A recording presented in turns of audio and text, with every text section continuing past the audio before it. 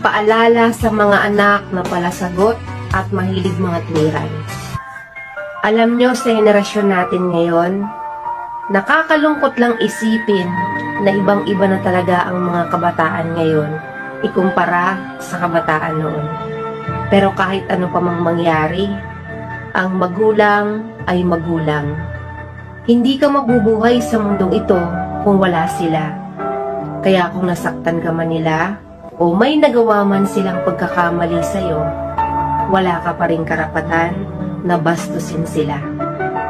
Lumaki ka man sa panahon na kung saan makabago na ang mga bagay-bagay sa paligid mo, huwag mo pa rin kalimutan kung sino ang bumuhay at nag-alaga sa'yo. Masakit para sa isang magulang na pagalitan ng anak. Hindi mo yun alam kasi hindi nila ipinapahalata. Pero mas masakit sa kanila ang lumaki ang mga anak na walang respeto sa magulang.